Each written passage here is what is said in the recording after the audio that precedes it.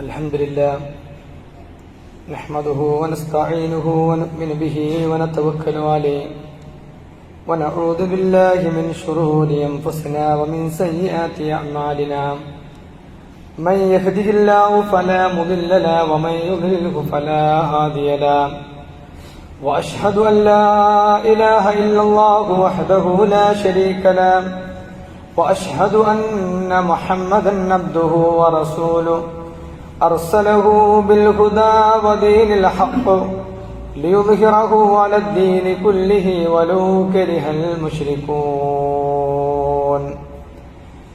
اللهم صل على محمد وعلى آل محمد كما صليت على إبراهيم وعلى آل إبراهيم إنك حميد مجيد اللهم بارك على محمد وعلى آل محمد كما باركت على إبراهيم وعلى آل إبراهيم إنك حميد مجيد أما بعد فإن خير الحديث كتاب الله وخير الهدي هدي محمد صلى الله عليه وسلم وشر الأمور محدثاتها وكل محدثة بدعة وكل بدعة ضلالة وكل ضلالة في النار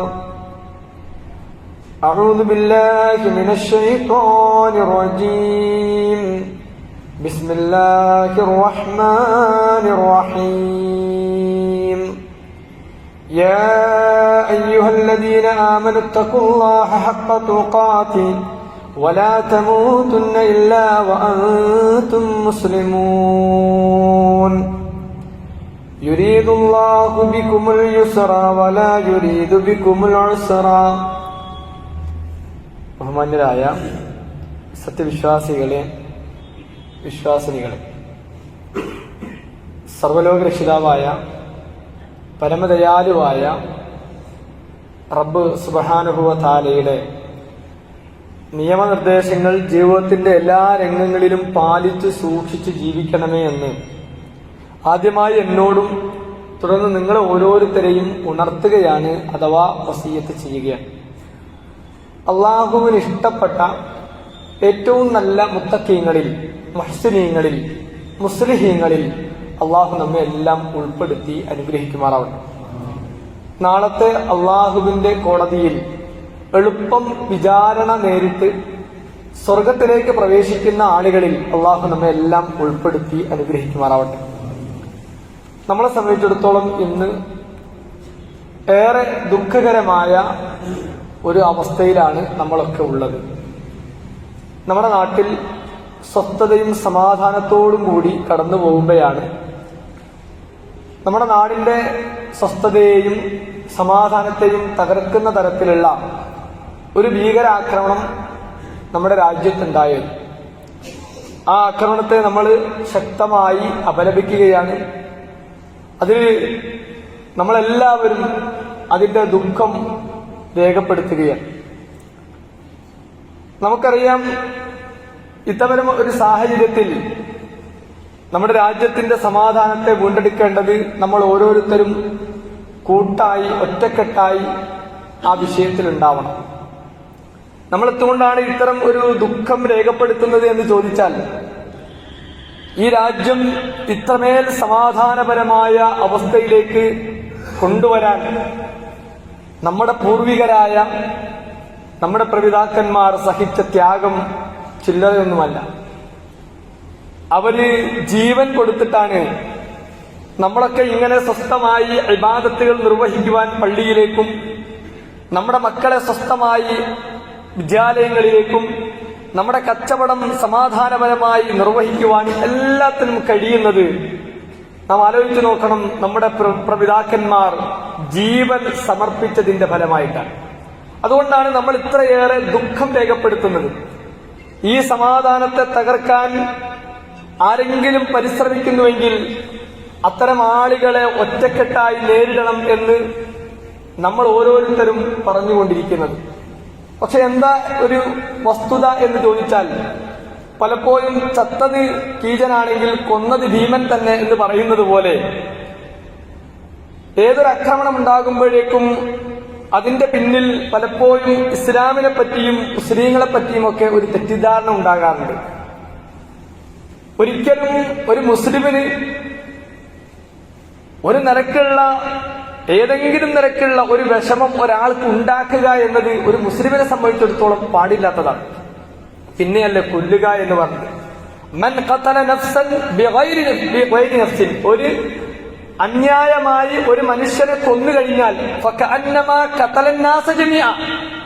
ഇത് ഇസ്ലാമാണ് പറഞ്ഞത്. ഇസ്ലാമിന്റെ അടിസ്ഥാന ഗ്രന്ഥം എന്ന് പറഞ്ഞത് ഖുർആനാണ്.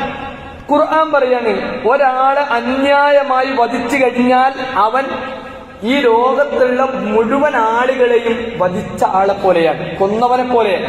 അവൻ മുസ്ലിമല്ല, അവൻ ഇസ്ലാമിന്റെ ഗണത്തിലേക്ക് വരികയില്ല. പിന്നെ എങ്ങനെയാണ് അത്തരം ആളുകളെ ഇസ്ലാമുമായി കൂട്ടിക്കെട്ടുക? അതുകൊണ്ട് പ്രിയപ്പെട്ട സഹോദരങ്ങളെ, ഒരിക്കലും ഇസ്ലാം അത്തരം കാര്യങ്ങൾ പഠിപ്പിക്കുന്നില്ല എന്ന് മാത്രമല്ല, ഇസ്ലാമിന്റെ സുന്ദരമായ വശങ്ങളെ സംബന്ധിച്ച് നമ്മളൊന്ന് വിലയിരുത്തി നോക്കൂ.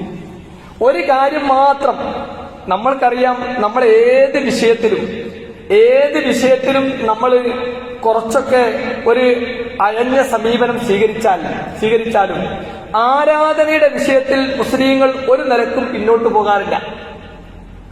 ആരാധനയുടെ വിഷയത്തിൽ എന്ത് തന്നെ യുദ്ധമുണ്ടായാൽ വരെ നമസ്കാരം നിർവഹിക്കുന്ന ആളുകളാണ് നമ്മൾ.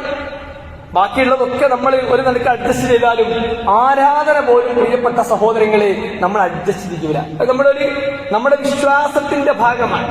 പക്ഷെ ആ ആരാധനയിൽ വരെ മഹാനായ റസൂലുള്ളാഹി സ്വല്ലല്ലാഹു അലൈഹി വസല്ലം നമ്മളെ പഠിപ്പിച്ചത് എന്താ?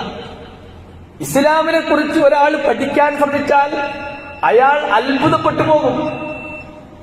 ആരാധനാ വിഷയത്തിൽ വരെ മഹാനായ റസൂലുള്ളാഹി സ്വല്ലല്ലാഹു അലൈഹി വസല്ലം പറഞ്ഞത് ഒരു നിലക്കുമുള്ള വലിയ ആവേശം അതിന്റെ മേൽ ഉണ്ടാവേണ്ടതില്ല.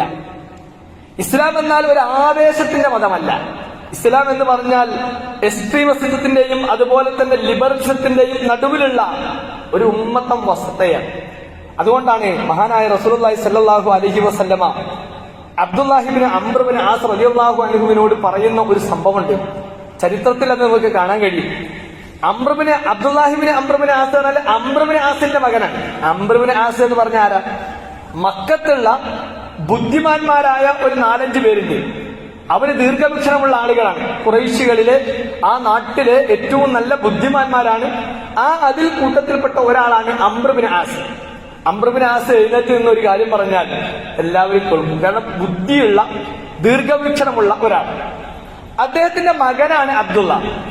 അദ്ദേഹം ഇസ്ലാം ആകുന്നതിന് മുമ്പ് അബ്ദുള്ള ഇസ്ലാം ആയിട്ടുണ്ട്. 3 അബ്ദുള്ളമാരെ പറ്റി ഇസ്ലാം പറയുന്നുണ്ട്. അവർ 3 പേരും ആരാധനയിൽ അങ്ങേയറ്റം ഭക്തിയുള്ള ആളുകളാണ്. അബ്ദുല്ലാഹി ഇബ്നു അംർ ഇബ്നു ആസ് ഇസ്ലാമിലേക്ക് കടന്നു വന്ന ചെറുപ്പക്കാരൻ. പിന്നീടാണ് വാപ്പ കടന്നു വരുന്നത്. അങ്ങനെ ഇദ്ദേഹം ഒരു യുവത്വത്തിന്റെ പ്രായമായപ്പോ കല്യാണം കഴിച്ച് അങ്ങനെ മുന്നോട്ട് പോകുന്ന സന്ദർഭത്തിലാണ് പിതാവ് വന്ന് മരുമകളോട് ചോദിക്കാണ്, എങ്ങനെയുണ്ട് വൈവാഹിക ജീവിതമൊക്കെ. ആ സന്ദർഭത്തിൽ മരുമകൾ പറയാണ്, തഖൂലു നിഅ്മർ റജുലു മിൻ റജുലിൻ, ആളുകളുടെ കൂട്ടത്തിൽ ഏറ്റവും നല്ല മനുഷ്യനാണ് ആര്? എന്റെ ഭർത്താവ്. പക്ഷെ എന്താണ് പ്രശ്നം?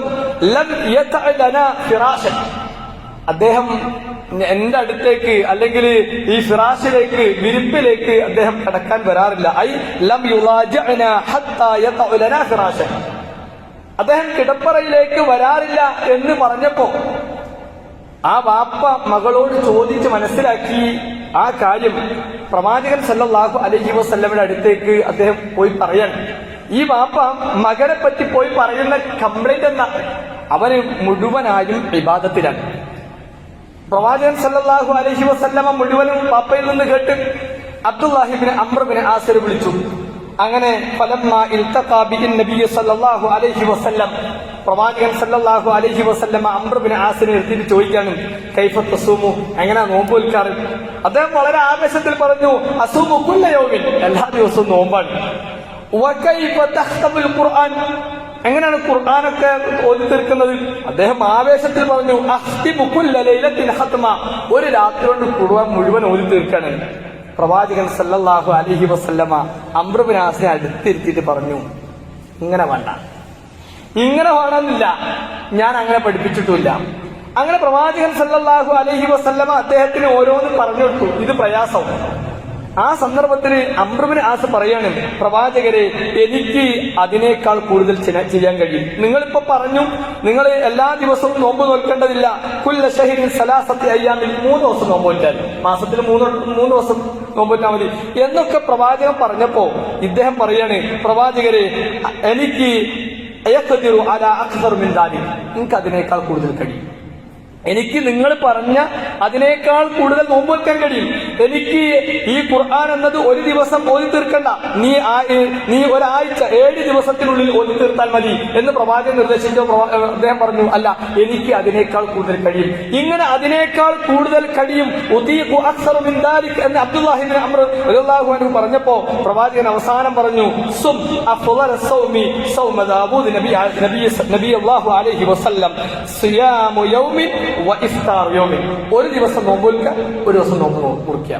അവസാനം ഇങ്ങനൊക്കെ കഴിയുമെന്ന് അബ്ദുല്ലാഹി ഇബ്നു അംർ ഇബ്നു ആസ് വളരെ ആവേശത്തിൽ, അദ്ദേഹത്തിന്റെ നല്ല ആവതുള്ള സമയമാണ്, അദ്ദേഹം പറഞ്ഞു. അവസാനം പ്രവാചകൻ സല്ലല്ലാഹു അലൈഹി വസല്ലം പറഞ്ഞു, ദാവൂദ് നബി അലൈഹി സ്വലാത്തു വസ്സലാമിന്റെ നോമ്പ് വെച്ചാണ്. അങ്ങനെ പറഞ്ഞ് പ്രവാചകൻ സല്ലല്ലാഹു അലൈഹി വസല്ലമ അദ്ദേഹത്തിന് ആ ഒരു പിന്നെ തീവ്രതയിൽ നിന്ന് അദ്ദേഹത്തെ റെഡ്യൂസ് ചെയ്ത് കൊണ്ടുവന്നു. പ്രിയപ്പെട്ട സഹോദരങ്ങളെ, വിശുദ്ധ ഖുർആനും അങ്ങനെ തന്നെ വഖറഉ കുല്ല സബഅ ലയാലിൻ മറ 7 ദിവസം പൂർത്തിയാക്കിയാൽ മതി എന്ന് പറഞ്ഞ് പ്രവാചകൻ അദ്ദേഹത്തെ നിർത്തിയത് ഈ ഒരു ആരാധനാ രംഗത്ത് പോലും നിങ്ങൾ എന്ത് ചെയ്യണ്ട, അത്ര തീവ്രത കാണിക്കണ്ട എന്ന് സമൂഹത്തെ പഠിപ്പിക്കാനാണ്. ഇത് അദ്ദേഹം തന്നെ പറയുന്നുണ്ട്. തന്റെ ജീവിതത്തിന്റെ അവസാന ഘട്ടമായപ്പോ അബ്ദുല്ലാഹി ഇബ്നു അംർ ഇബ്നു ആസ് റളിയല്ലാഹു അൻഹു ബഅദമാ കബിറ വളഅഫത് ഖുവതുഹു അൻ ലൗ കാന ഖബ്ലി തഖ്ഫീഫ് മിൻ റസൂലുള്ളാഹി സ്വല്ലല്ലാഹു അലൈഹി വസല്ലം. അദ്ദേഹം ആത്മഗതം പോലെ പറയാൻ, അദ്ദേഹത്തിന്റെ ജീവിതത്തിന്റെ പ്രായമായി അത് ദുർബലത വന്നപ്പോ, അത് ശക്തിയൊക്കെ ഒന്ന് ദുർബലമായപ്പോ അദ്ദേഹം പറയാണ്, അന്ന് റസൂൽ ആ തഖ്ഫീഫ്, ആ ലഘൂകരണം പറഞ്ഞപ്പോ അത് സ്വീകരിച്ചിരുന്നെങ്കിൽ എത്ര നന്നായനെ. പ്രിയപ്പെട്ട സഹോദരങ്ങളെ, അള്ളാന്റെ റസൂല് കൃത്യമായി ആ ആളുകളെ, സഹാബത്തിനെ പഠിപ്പിച്ചു കൊടുത്തു. എന്നിട്ട് അബ്ദുല്ലാഹി ഇബ്നു അംർ ഇബ്നു ആസിനോട് പോകുന്ന സമയത്ത് പറയാണ്, യാ അബ്ദുല്ലാ ലാ തകുൻ മിസ്ല ഫുലാനി കമാ യഖൂമുൽ ലൈലു ഫതറക ഖിയാമുൽ ലൈൽ. നീ ഇന്ന ആളെ പോലെ ആകരുത്. അയാള് മുഴുവൻ നിസ്കരിച്ചു, അങ്ങനെ പിന്നീട് എന്ത് ചെയ്ത് ഒന്ന് റെഡിയാക്കാൻ പറഞ്ഞപ്പോ പിന്നീട് പറ്റം ഉപേക്ഷിച്ചു പോയി. അതുമാകാൻ പാടില്ല. ചെയ്യുന്നത് കുറച്ചാണെങ്കിലും അത് കൃത്യമായി ചെയ്തു കൊണ്ടുപോകുക എന്ന് പ്രവാചകൻ സല്ലല്ലാഹു അലൈഹി വസല്ലമ അബ്ദുല്ലാഹി ഇബ്നു അംർ ഇബ്നു ആസിനോട് പറയാണ്. പ്രിയപ്പെട്ട സഹോദരങ്ങളെ, ഞാനിതിവിടെ പറഞ്ഞത് ആരാധനാ രംഗത്ത് പോലും എക്സ്ട്രീം ആകുന്നത്, അല്ലെങ്കിൽ ഒരു അതിര് കവിയല്, അതിലൊരു ആവേശം കാണിക്കല് വേണ്ട എന്നാണ് പ്രവാചകൻ സല്ലല്ലാഹു അലൈഹി വസല്ലം. മതം എന്നത് എളുപ്പമാണ്, മതം എന്നത് എളുപ്പമാണ്. ആ മതം കൊണ്ട് അവനും അവന്റെ കുടുംബത്തിനും അവന്റെ സമൂഹത്തിനും എല്ലാവർക്കും സമാധാനം കിട്ടണം. ഇവന്റെ ഇത് ആരാധന കൊണ്ട് വീട്ടിലുള്ളവർ ഇടുങ്ങേറായ, ഒരു ഇസ്ലാമിൽ ഒരു ആരാധന നിർവഹിക്കുമ്പോൾ അയാൾ ബുദ്ധിമുട്ടാകുക, അയാളുടെ കുടുംബം ബുദ്ധിമുട്ടാകുക, അയാൾ നിൽക്കുന്നിടത്ത് അയാളുമായി ചുറ്റിപ്പറ്റി നിൽക്കുന്ന ആളുകളൊക്കെ പ്രയാസപ്പെടുക. ഒരു മതം കൊണ്ട് ഇല്ല, അങ്ങനെ ഇസ്ലാമിലില്ല. ഇസ്ലാമിലെ ആ മതത്തിന്റെ ലഘൂകരണം, അതിന്റെ അവസ്ഥ ഏറ്റവും നല്ല രൂപത്തിലാണ് അള്ളാന്റെ റസൂൽ തന്റെ ആ മദീനയിൽ നിർവഹിച്ചത്. ആളുകളൊക്കെ കഴിയുന്നതും നിങ്ങൾ അള്ളാഹുവിന്റെ മാർഗത്തിലേക്ക് ധനം ചെലവഴിക്കാന്ന് പറഞ്ഞപ്പോ അബൂബക്കർ റളിയല്ലാഹു മുഴുവൻ കൊണ്ടുവന്നു, ഉമർ പകുതി കൊണ്ടുവന്നു. സഹാബികൾ ഇങ്ങനെ പ്രയാസപ്പെട്ടപ്പോൾ നബി പറഞ്ഞു, ആ ഓരോരുത്തരുടെയും ഈമാനിനും അവരുടെ ത്വാക്കത്തിനും അനുസരിച്ച കൊണ്ടുണ്ട്. നിങ്ങൾ ഇവര് കൊണ്ടുവരുന്നു എന്ന് കരുതിയിട്ട് നിങ്ങൾ ആരും ബേജാറാകണ്ട. അപ്പൊ നമ്മുടെ കഴിവും നമ്മുടെ ത്വാക്കത്തിനും അനുസരിച്ചാണ് ദീനിലെ ഓരോന്നുള്ളത്. നിസ്കരിക്കാൻ പറഞ്ഞപ്പോ നിൽക്കാൻ കഴിയണോടെ നിന്നാ മതി. നിൽക്കുന്ന ആളെ കണ്ടിട്ട് തീരെ നിൽക്കാൻ കഴിയാത്ത ഒരാള് വിഷമിക്കേണ്ടതില്ല, ഓന് ഇരുന്ന് സ്കരിച്ചാൽ മതി. ഇരുന്ന് നമസ്കരിക്കാൻ കഴിയാത്തനോ കിടന്ന് സ്കരിച്ചാൽ മതി. നോക്കൂ, അത് നിർവഹിക്കണം എന്നതേ ഉള്ളൂ. പ്രിയപ്പെട്ട സഹോദരങ്ങൾ, ഇങ്ങനെ ലഘൂകരണം പറഞ്ഞ ഒരു മതത്തെയാണ് ഈ ആളുകൾ കുദുസാക്കി മാറ്റുന്നതും പലപ്പോഴും ഈ മതത്തിന്റെ തന്നെ നല്ല വശങ്ങളെ വികൃതമാക്കുന്നതും. അള്ളാഹു പറയാണ്, യുരീദുല്ലാഹു ബിക്കുമുൽ യുസ്ര, അള്ളാഹു നിങ്ങൾക്ക് യുസ്റാണ്, എളുപ്പമാണ് പ്രദാനം ചെയ്യുന്നത്. വലാ യുരീദു ബികുമുൽ ഉസ്റ, അള്ളാഹു സുബ്ഹാനഹു വ തആല നിങ്ങൾക്ക് ഉസ്റ്, പ്രയാസത്തെ ഉദ്ദേശിക്കുന്നില്ല. അതുകൊണ്ട് അള്ളാഹുവിന്റെ റസൂൽ സല്ലല്ലാഹു അലൈഹി വസല്ലമ ഇത് നമുക്കൊക്കെ ഒരു പാഠം. നോക്കി റസൂൽ പറയാണ്, ആരാ പറഞ്ഞത്? ആയിഷ റളിയല്ലാഹു അൻഹ തന്റെ സ്വന്തം ഭാര്യ പറയുമ്പോ ആ ഭർത്താവിനെ സംബന്ധിച്ച് പൂർണ്ണമായി അറിയുന്ന ഒരു ഭാര്യയാണല്ലോ. ആ ഭാര്യ പറയാണ്, അന്നഹാ ഖാലത്ത് മാ ഖുയ്യിറ റസൂലുള്ളാഹി സ്വല്ലല്ലാഹു അലൈഹി വസല്ലമ ബൈന അംറൈനി ഖത്ത് ഇല്ലാ അഖദ ഐസറഹുമാ മാ ലം യകുൻ ഇസ്മാ. അള്ളാന്റെ റസൂലിന്റെ മുമ്പിൽ രണ്ട് കാര്യം വന്നു. രണ്ട് കാര്യം വന്നാല് അള്ളാന്റെ റസൂലിന്റെ മുമ്പിൽ രണ്ട് കാര്യം വന്നാല് പ്രവാചകൻ തെരഞ്ഞെടുക്കുന്നത് അഖദ ഐസറഹുമാ, അതിൽ രണ്ടിലും ഏറ്റവും എളുപ്പമുള്ളതാണ്. അള്ളാന്റെ റസൂലിന്റെ മുമ്പിൽ ഒരു കാര്യത്തിന്റെ വിഷയത്തിൽ ഒരു വിഷയത്തിൽ ഇങ്ങനെ വന്നു കഴിഞ്ഞാൽ അതിൽ ഏറ്റവും എളുപ്പമുള്ളത് നിൽക്കും. മാലം യക്കുന്, തെറ്റിന്റെ വിഷയത്തിലല്ല, ഏതെങ്കിലും ഒരു നന്മയുടെ കാര്യത്തിൽ അല്ലെങ്കിൽ ഹലാലാക്കിയ ഒരു സംഗതി മുന്നിൽ വരുമ്പോ രണ്ട് കാര്യം വന്നു കഴിഞ്ഞാൽ അതിൽ ഏറ്റവും എളുപ്പമുള്ളതാണ് പ്രവാചകൻ സല്ലല്ലാഹു അലൈഹി വസല്ലമ ചെയ്തിരുന്നതെന്നാണ്. അപ്പൊ എളുപ്പമാണ് ഈ ദീൻ ഉദ്ദേശിച്ചത്, അല്ലാതെ അതിര് കവിയൽ അല്ലെങ്കിൽ അതിന്റെ തീവ്രത ഒരിക്കലും ഇസ്ലാം അംഗീകരിക്കുന്നില്ല. അതുകൊണ്ട് അങ്ങനെയുള്ള ആളുകളെ സംബന്ധിച്ച് പ്രവാചകൻ പറഞ്ഞത് അവർ നശിച്ചു എന്നാണ്. ഹലക്കൽ മുതനത്തിഊൻ സലാസ മറാത്തിൻ, അല്ലാഹുവിന്റെ റസൂൽ 3 പ്രാവശ്യം പറഞ്ഞു ഈ മുതനത്തിഈങ്ങൾ, ഈ അതിര് കവിയുന്നവർ, ആവേശം കാണിക്കുന്നവർ, തീവ്രത കാണിക്കുന്നവർ അവർ നശിച്ചു പോകും എന്ന് പ്രവാചകൻ സല്ലല്ലാഹു അലൈഹി വസല്ലമ ചൂണ്ടിക്കാണിച്ചത്. അതുകൊണ്ടാണ് പ്രവാചകൻ തന്നെ പറഞ്ഞു, ഇന്ന ദീന യുസ്റുൻ വലം യുശാദ ദീന അഹദുൻ ഇല്ലാ ഗലബഹു. ദീന് എളുപ്പമാണ്. ഇനി ആരെങ്കിലും ആ ദീന് ഉൾക്കൊണ്ടുകൊണ്ട് അതിര് കവിയാണെങ്കിൽ അതുകൊണ്ട് തന്നെ അവൻ നശിച്ചു പോകും. ഓക്കെ, എത്ര കൃത്യമാണ് അള്ളാന്റെ റസൂലിന്റെ വാക്ക്. ഒരാൾ മതം എന്ന് ഇന്ന ദീന യുസ്ർ, ദീന് യുസ്റാണ്, എളുപ്പമാണ്.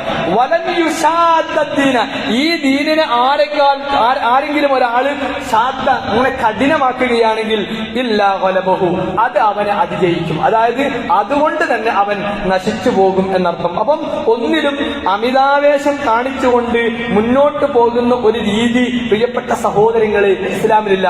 ഇസ്ലാം എല്ലാത്തിനും ഒരു ക്രമപ്രവൃത്തമായ ഒരു സമാധാനപരമായ വളർച്ചയാണ് ഇസ്ലാം ആഗ്രഹിച്ചത്. ലോകവും അങ്ങനല്ലേ. ഓക്കെ, അള്ളാഹ്ക്ക് ഈ പ്രപഞ്ചം സൃഷ്ടിക്കാൻ എന്തേ പണിണ്ടായി? ഒരു പണിയില്ലല്ലോ. കുൻ ഫയകുൻ. റബ്ബിനെ സംബന്ധിച്ചിടത്തോളം ഒരു കാര്യം ചെയ്യണമെങ്കിൽ എത്ര സമയമുണ്ട്? ഇല്ല, അള്ളാഹ് പറയാൻ ഉണ്ടാവും.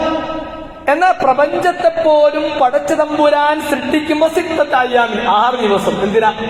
അത് അതിന്റെ ഒരു ക്രമപ്രവൃത്തമാണ്. ഇനി വേണ്ട, നമ്മളിലേക്ക് ഇറങ്ങി വരിക, നമ്മളെ സൃഷ്ടിക്കാൻ അള്ളാഹു സുബ്ഹാനഹു വ തആല ഉണ്ടാക്കിയ അവസ്ഥ എന്താ? 9 മാസവും കുറച്ച് ദിവസവും ഉമ്മാന്റെ വയറ്റിൽ. എന്തിനാ? ഒരു ദിവസം കൊണ്ടങ്ങ് ആക്കിയാ പോരെ? ഇല്ല, അത് അതിന്റെ ക്രമം അങ്ങനെയാണ്. അങ്ങനെ ക്രമപ്രവൃത്തമായിട്ടാണ് ഈ പ്രപഞ്ചവും പ്രപഞ്ചത്തിലുള്ള മുഴുവൻ സംവിധാനങ്ങളെയും കൊണ്ടുവന്നത്. ഇസ്ലാമിന്റെ പൂർത്തീകരണം എങ്ങനെ? ഒരൊറ്റ ദിവസം കൊണ്ട് ഇറക്ക ഖുർആൻ അള്ളാഹുവിന് കഴിയുമായിരുന്നു. പക്ഷെ 23 വർഷം അല്പാൽപമായി ഇറക്കിയിട്ട് അതുകൊണ്ട് അള്ളാഹു സുബ്ഹാനഹു വ തആല പൂർത്തീകരിച്ചു. പ്രിയപ്പെട്ട സഹോദരങ്ങളെ, ഇതാണ് ഇസ്ലാം, ഈ പ്രപഞ്ചത്തിന്റെയും അള്ളാഹുവിന്റെയും ദീനിന്റെയും നടപടി. അപ്പൊ നമ്മളും ആ നിലക്ക് തന്നെയാണ് പോകേണ്ടത്. ഈ അമിതാവേശവും അതുപോലെയുള്ള അമിതവ്യവും അല്ലെങ്കിൽ ഒരു തീവ്രതയും ഒന്നും ഇസ്ലാമിന്റെ വിഷയത്തിൽ വേണ്ട. ഈ പ്രപഞ്ചത്തിന്റെ വിഷയം പറഞ്ഞ് നമ്മുടെ വിഷയം പറഞ്ഞ് നമ്മുടെ ഭൗതിക ജീവിതത്തിലെ അവസ്ഥയും എങ്ങനെയാ? ഇപ്പൊ നമ്മൾ ആരെങ്കിലും നമ്മുടെ ശരീരം ഒരു എക്സസൈസ് തുടങ്ങുകയാണെങ്കിൽ ആ തുടങ്ങുന്ന സമയത്ത് കുറച്ച് എടുത്തിട്ട് നമ്മൾ എന്ത് ചെയ്യുക? അത് കൂട്ടിക്കൊണ്ടുവരല്. ആ പവർ ലിഫ്റ്റിംഗിൽ നമ്മൾ പോയിട്ട് ജിമ്മിന് പോയിട്ട് ആദ്യം തന്നെ 50 കിലോ എടുത്ത് പൊക്കോ? ഇല്ല, ആദ്യം കുറച്ച് പിന്നെ അങ്ങനെ കൂട്ടി കൊണ്ടുവരാണ്. ഈ ഒരു ക്രമപ്രവൃത്തം നമ്മുടെ ദുനിയാവിലെ പ്രവർത്തനങ്ങളിലും നമ്മൾ സ്വീകരിക്കാറുണ്ട് എന്നത് നമുക്കെല്ലാവർക്കും അറിയുന്ന കാര്യമാണ്. അതുകൊണ്ട് പ്രിയപ്പെട്ട സഹോദരങ്ങളെ, ഇസ്ലാമിന്റെ ഒരു വിഷയത്തിൽ മാത്രം ഇങ്ങനെയാണെങ്കിൽ ഇസ്ലാമിന്റെ ബാക്കിയുള്ള എല്ലാ വിഷയങ്ങളിലേക്കും നമ്മൾ കണ്ണോടിച്ചു നോക്കിയാൽ പ്രിയപ്പെട്ടവരെ ഇത് നമുക്ക് കാണാൻ കഴിയും. അതുകൊണ്ടാണ് പ്രവാചകൻ സല്ലല്ലാഹു അലൈഹി വസല്ലമ ആരാധനയുടെ വിഷയം പറഞ്ഞപ്പോ അയ്യുൽ അഅ്മാലി അഹബ്ബു ഇലല്ലാഹ്, അല്ലാഹുവിലേക്ക് ഏറ്റവും ഇഷ്ടപ്പെട്ട പ്രവർത്തനം, അള്ളാഹുവിലേക്ക് ഏറ്റവും ഇഷ്ടപ്പെട്ട പ്രവർത്തനം ഏതാണെന്ന് പ്രവാചകനോട് സഹാബത്ത് ചോദിക്കുകയാണ്. പ്രവാചകൻ പറഞ്ഞു, നിങ്ങൾക്ക് ചെയ്യാൻ കഴിയുന്ന നിങ്ങൾ ചെയ്യുക,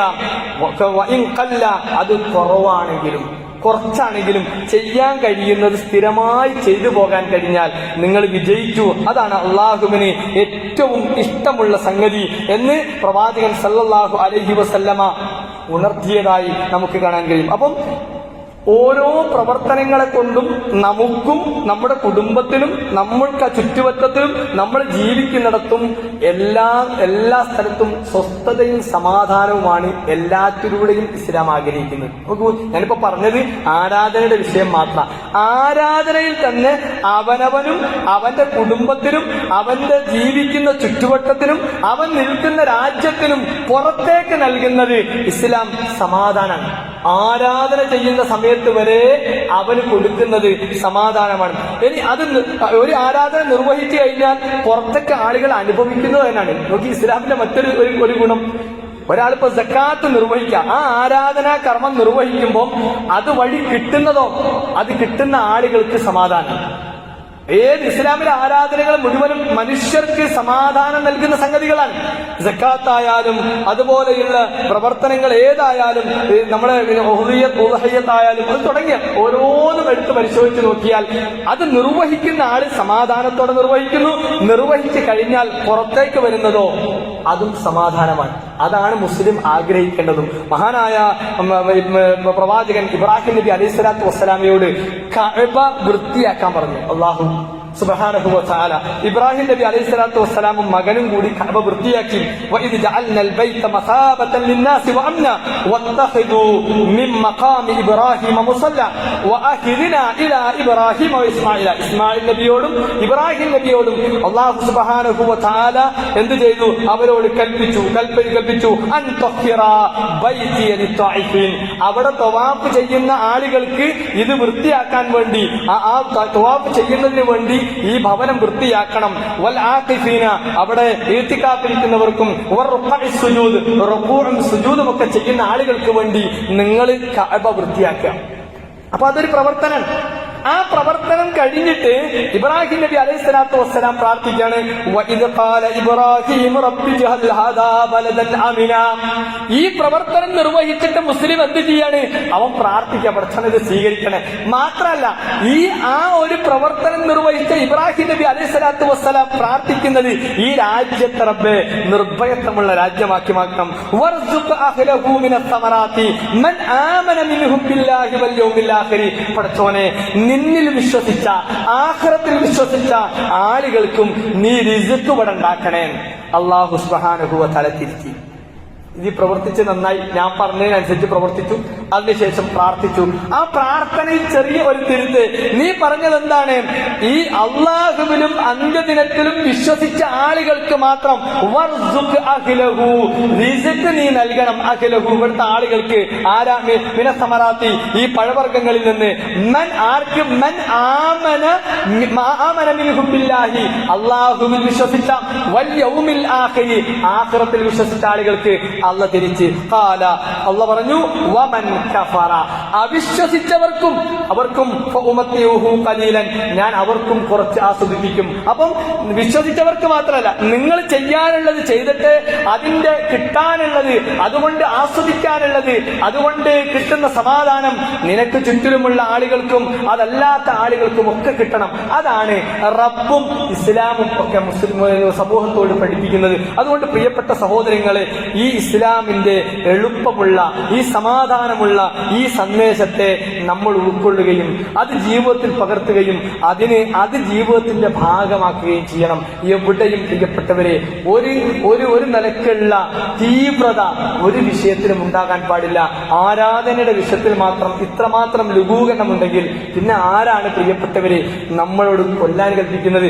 എന്നോ ഉള്ള ഒരു പകയുടെ പേരിൽ നമ്മൾ ആരോടെങ്കിലും ഒരു പക വെച്ച് നടക്കുന്നുവെങ്കിൽ ലാ യജ്രിമന്നക്കും ശനആൻ കൗമിൻ എന്ന് പറഞ്ഞ് നിങ്ങൾ ഒരാളോടുള്ള പക അയാളോട് അനീതി ചെയ്യാൻ നിങ്ങളെ പ്രേരിപ്പിക്കരുത് എന്ന് പറഞ്ഞത് ഈ മതാണ്, ഇസ്ലാമാണ്. ഒരാളോടുള്ള പക അയാളോട് അനീതി ചെയ്യാൻ ഒരിക്കലും നമ്മളെ പ്രേരിപ്പിക്കാൻ പാടില്ല എന്ന് പഠിപ്പിച്ച മതത്തിന്റെ അനുയായികൾക്ക് ഒരിക്കലും ഒരാളെയും ഒന്നും ചെയ്യാൻ കഴിയില്ല എന്നത് ഒരു യാഥാർത്ഥ്യമാണ്. അതുകൊണ്ട് ആ യാഥാർത്ഥ്യം ഉൾക്കൊണ്ടുകൊണ്ട് നമ്മളും നമ്മുടെ കുടുംബാംഗങ്ങളും നമ്മുടെ സമൂഹം നമ്മളായി ജീവിക്കുന്ന സമൂഹവുമൊക്കെ ഇതിന്റെ ഏറ്റവും നല്ല വക്താക്കളായി മുന്നോട്ട് പോകണം.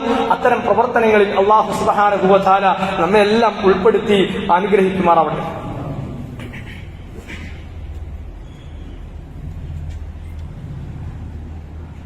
അൽഹംദുലില്ലാഹ് വസ്സലാത്തു വസ്സലാമു അലാ അഷ്റഫിൽ മുർസലീൻ വഅലാ ആലിഹി വസഹ്ബിഹി അജ്മഈൻ. അമ്മാ ബഅദ്.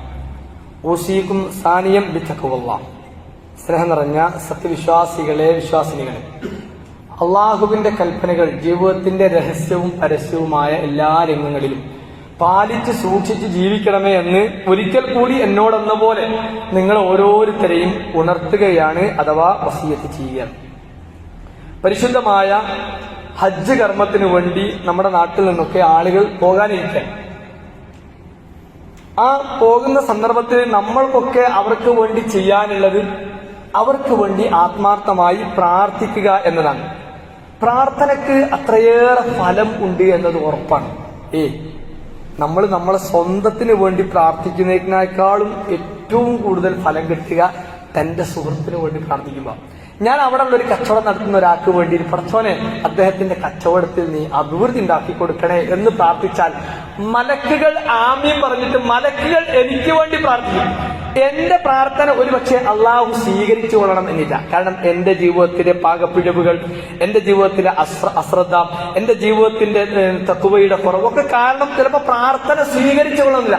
എന്നാൽ മലക്കുകൾ പ്രാർത്ഥിച്ചാലോ അള്ളാഹ് തട്ടൂല. അത് കിട്ടണം. എന്ത് വേണം? പടച്ചോനെ അയാൾക്ക് റബ്ബേ അദ്ദേഹം അനുഭവിക്കുന്ന പ്രയാസം ഒന്ന് മാറ്റിക്കൊടുക്കണേ റബ്ബേ. ഈ ഒരു വിശാലത ഇവിടെയാണ് ഹജ്ജിന് പോകുന്ന ആളുകൾക്ക് വേണ്ടി നമ്മൾ ആത്മാർത്ഥമായി പ്രാർത്ഥിക്കും. ഒരു സംഭവം നോക്കും. മഹാനായ ഉമർ ബിൻ ഖത്താബ് റളിയല്ലാഹു അൻഹുവിന്റെ ഒരു അറ്റ സുഹൃത്ത്, അദ്ദേഹം പിന്നെ മുസ്ലിങ്ങൾ സിറിയ കീഴടക്കിയപ്പോ സിറിയയുടെ ഗവർണറായി ഉമർ റളിയല്ലാഹു അൻഹു നിശ്ചയിക്കാൻ. അങ്ങനെ സിറിയയിൽ അദ്ദേഹം പോയി, അദ്ദേഹം അധികാരം കിട്ടി. അധികാരം കിട്ടിയാൽ ചിലപ്പോൾ ചില ആളുകൾക്ക് ചില സ്വഭാവത്തിൽ ചില മാറ്റങ്ങൾ ഉണ്ടാവും. സ്വാഭാവികമായും സിറിയയിലേക്ക് അദ്ദേഹം എത്തിയപ്പോ, അവിടെ അധികാരമൊക്കെ കിട്ടിയപ്പോ പിശാച് ചില തോന്നിച്ചുകൾ അദ്ദേഹത്തിന് ഉണ്ടാക്കുകയും അദ്ദേഹം ഒരു മദ്യപാനത്തിലേക്ക് പോവുകയും ചെയ്തു. അങ്ങനെ മദ്യപാനത്തിന്റെ അഡിക്റ്റായി മാറി. അങ്ങനെ ഉമർ റളിയല്ലാഹു അൻഹു ഒരിക്കൽ അവിടുന്ന് ഒരാൾ വന്നപ്പോ ഈ സുഹൃത്തിനെ കുറിച്ച് ഉമർ റളിയല്ലാഹു അൻഹു അന്വേഷിക്കാൻ. ആ സന്ദർഭത്തിലാണ് അദ്ദേഹം പറഞ്ഞു, അയാൾ പിശാചിന്റെ സഹോദരനാണിപ്പോ, വൻ ദോഷങ്ങൾ പലതും ചെയ്യുകയും മദ്യപാനം തുടങ്ങുകയും ചെയ്തുകൊണ്ടിരിക്കുന്നു എന്ന് ഉമർ റളിയല്ലാഹു അൻഹുവിനോട് പറയാണ്.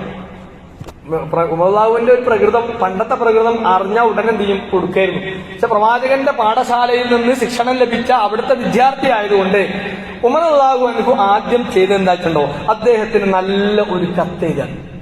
ആ കത്തില് ഉമർ റളിയല്ലാഹു അൻഹു സൂചിപ്പിച്ചത് അള്ളാഹുവിനെ സംബന്ധിച്ചുള്ള പിന്നെ ബോധത്തെ സംബന്ധിച്ചും നാളെ നീ ചെന്നുപെടുന്ന റബ്ബിന്റെ മുമ്പിൽ നീ മറുപടി പറയേണ്ട കാര്യങ്ങളെ സംബന്ധിച്ചും നീ ഏറ്റെടുത്ത ഉത്തരവാദിത്തത്തിന്റെ അമാനത്തിനെ പറ്റിയൊക്കെ ആ കത്തിൽ വിശദമായി സൂചിപ്പിച്ചു. ആ കത്ത് അവിടെ വെച്ചു. അദ്ദേഹം ആ കത്ത് അദ്ദേഹത്തിന്റെ നോർമൽ അവസ്ഥയിൽ വായിച്ചപ്പോ നിരവധി തവണ ഇങ്ങനെ വായിക്കും. അങ്ങനെ വായിച്ചു. ആ സമയത്ത് തന്നെ ഉമർ റളിയല്ലാഹു അൻഹു ചെയ്ത മറ്റൊരു പരിപാടി, എന്നിട്ട് സഹാബത്തിനോട് പറഞ്ഞു, നമ്മുടെ കൂട്ടത്തിൽ നമ്മൾ ഇഷ്ടപ്പെട്ട ഒരാളാണ്, പക്ഷെ നിങ്ങൾ ചെയ്യേണ്ട എന്താ, ഞാൻ ഈ കത്ത് അയച്ചു കഴിഞ്ഞാലും നിങ്ങൾ ചെയ്യേണ്ട ഒരു കാര്യമുണ്ട്. ഉമർ റളിയല്ലാഹു അൻഹു പറഞ്ഞു, നിങ്ങളെല്ലാവരും മനസ്സറിഞ്ഞ് അദ്ദേഹത്തിന് വേണ്ടി പ്രാർത്ഥിക്കണം. ഈ കത്ത് അവിടെ കിട്ടി. അദ്ദേഹം വായിച്ചു കഴിഞ്ഞപ്പോ അദ്ദേഹത്തിന്റെ മനസ്സ് മാറാണ്.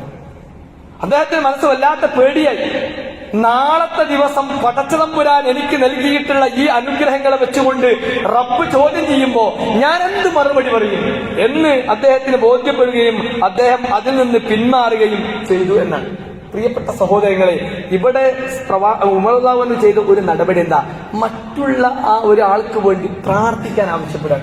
പ്രിയപ്പെട്ട സഹോദരങ്ങളെ, നമ്മളും ഈ ഹജ്ജിനൊക്കെ പോകുന്ന ആളുകൾക്ക് വേണ്ടി നമ്മളും ആത്മാർത്ഥമായി പ്രാർത്ഥിക്കാം. മറ്റൊന്ന്, ഇനി ഹജ്ജിന് പോകുന്ന ആളുകൾ ഇപ്പോൾ ഒരു ട്രെൻഡ് ഉണ്ടാച്ചുണ്ടോ, വാട്സപ്പിൽ ഒരു മെസ്സേജ് ഉണ്ടാക്കിയിട്ട് നിങ്ങളുമായിട്ട് എന്തെങ്കിലുമൊക്കെ പ്രയാസം ഉണ്ടെങ്കിൽ അതൊക്കെ വിട്ടു പുറത്തു തരണം എന്ന് പറഞ്ഞിട്ട് ഒരു മെസ്സേജ് അയക്കാൻ, ചിലപ്പോ ഗ്രൂപ്പിൽ അയക്കാനും അതൊക്കെ നല്ലത്. നമ്മളൊന്ന് ആലോചിച്ചു, ഞാനുമായി തെറ്റി നിൽക്കുന്ന ഒരാളോട് ഞാൻ അയാളുടെ വീട്ടിൽ കയറി ചെന്നിട്ട് അസ്സലാമു അലൈക്കും, ഞാൻ ഹജ്ജിന് പോവാണ്, നമ്മൾ തമ്മിൽ എന്തോ ഈ ഭൗതിക കാരണങ്ങളെ കൊണ്ട് ദുനിയാവിന്റെ ഈ ഓട്ടത്തിനിടയിൽ നമ്മൾ കുറച്ചു കാലം അകൽച്ചേരും, ഞാനൊക്കെ വിട്ടുതരുന്നത് നിങ്ങൾക്ക് വിട്ടുതരൂലേ എന്ന് നമ്മൾ അയാളുടെ മുഖത്ത് നോക്കി നേരെ സംസാരിച്ചു കഴിഞ്ഞാൽ ആരാണോ തെറ്റി നിൽക്കുന്നത് അയാളുടെ മനസ്സ് ഇങ്ങനെ അലിയും.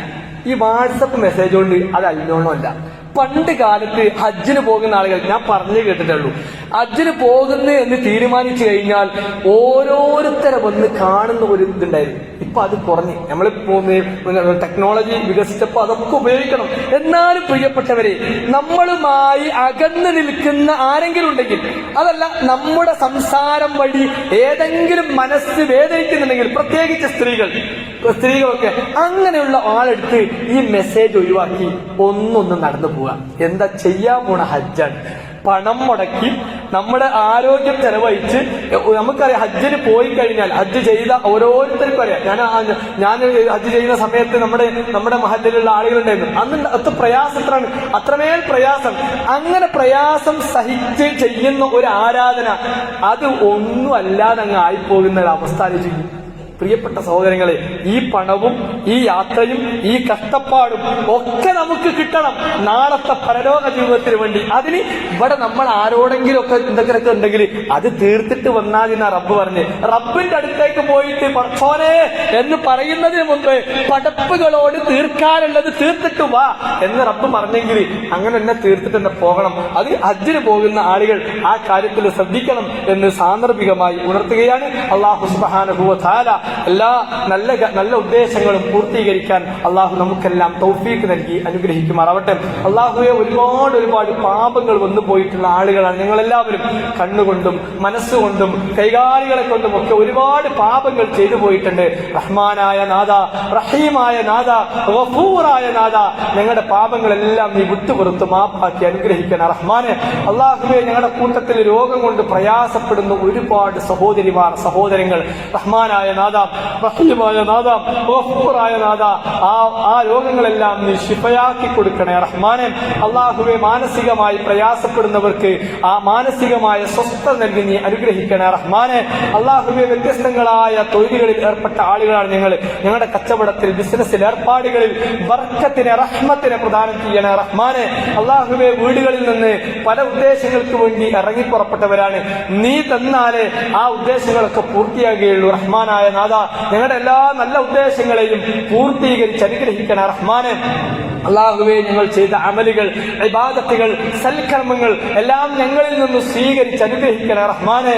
അള്ളാഹുവെ, ഞങ്ങളുടെ കൂട്ടത്തിൽ മരണപ്പെട്ടു പോയ ഞങ്ങളുടെ മാതാപിതാക്കൾ, ഞങ്ങളുടെ ബന്ധുമിത്രാദികൾ, ഞങ്ങൾക്ക് വേണ്ടപ്പെട്ട ആളുകൾ, റഹ്മാനായ നാഥ, റഹീമായ നാഥ, ഗഫൂറായ നാഥ, അവർക്കെല്ലാം നീ ബർസഖിയായ ലോകത്ത് ആ ഏറ്റവും നല്ല അവസ്ഥ പ്രദാനം ചെയ്യുകയും അവർക്ക് മഗ്ഫിറത്തും മർഹമത്തും നൽകി നീ അനുഗ്രഹിക്കണ റഹ്മാനെ.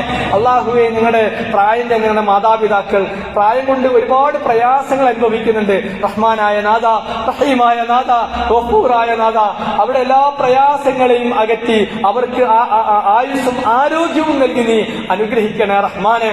അള്ളാഹുവെ, ഞങ്ങളുടെ കൂട്ടത്തിലും മാനസികമായി പ്രയാസപ്പെടുന്ന സഹോദരങ്ങൾക്ക് അല്ലാഹുവേ മാനസികമായ സ്വസ്ഥത നൽകി നീ അനുഗ്രഹിക്കണ റഹ്മാനെ.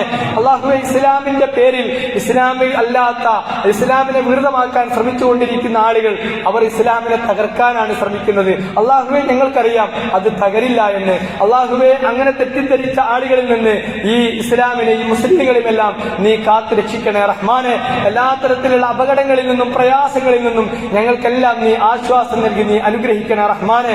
അല്ലാഹുവേ, കുതന്ത്രങ്ങൾ മെനയുന്ന, ഇതിനെ തകർക്കാൻ ശ്രമിക്കുന്ന കുതന്ത്രം മെനയുന്ന കുതന്ത്രങ്ങളെ നീ പരാജയപ്പെടുത്തണേ റഹ്മാനെ. അല്ലാഹുവേ, ഫലസ്തീനിലെ സഹോദരങ്ങൾ പ്രയാസപ്പെടുകയാണ്. അല്ലാഹുവേ, അവർക്ക് നീ ആശ്വാസം നൽകി നീ അനുഗ്രഹിക്കണേ റഹ്മാനെ. അവരെ തകർക്കാൻ ശ്രമിക്കുന്ന ഇസ്രായേലി കുതന്ത്രങ്ങളെ പരാജയപ്പെടുത്തണേ റഹ്മാനെ. അല്ലാഹുവേ, ഞങ്ങൾ എല്ലാവരും ആഗ്രഹിക്കുന്നത് ലാ ഇലാഹ ഇല്ലല്ലാഹ് എന്ന കലിമത്ത് തൗഹീദ് ബോധപൂർവ്വം ഉച്ചരിച്ച് മരണപ്പെട്ടു പോകാനാണ്. അങ്ങനെ മരണപ്പെടുന്ന ആളുകളിൽ ഞങ്ങളെല്ലാം നീ ഉൾപ്പെടുത്തി അനുഗ്രഹിക്കണേ റഹ്മാനെ. അള്ളാഹുവേ, ഒരു കൂട്ടരെ സ്വർഗത്തിലേക്കും മറുകൂട്ടരെ നരകത്തിലേക്കും ആനയിക്കുമ്പോൾ ആ സ്വർഗത്തിലേക്കുള്ള ആളുകളിൽ ഞങ്ങളെല്ലാം നീ ഉൾപ്പെടുത്തി അനുഗ്രഹിക്കണേ റഹ്മാനെ. ഞങ്ങളുടെ മക്കളിലൂടെ, ഞങ്ങളുടെ ഭാര്യമാരിലൂടെ, ഞങ്ങളുടെ കൂട്ടുകുടുംബാംഗങ്ങളിലൂടെ, ആദർശ ബന്ധുക്കളിലൂടെ ഞങ്ങൾക്ക് നീ കൺകുളിർമ വർഷിപ്പിച്ച് അനുഗ്രഹിക്കണേ റഹ്മാനെ. അല്ലാഹുമ്മ ഗ്ഫിർ ലിൽ മുഅ്മിനീന വൽ മുഅ്മിനാത്ത് വൽ മുസ്ലിമീന വൽ മുസ്ലിമാത്ത് അൽ അഹ്യാഇ മിൻഹും വൽ അംവാത്ത്.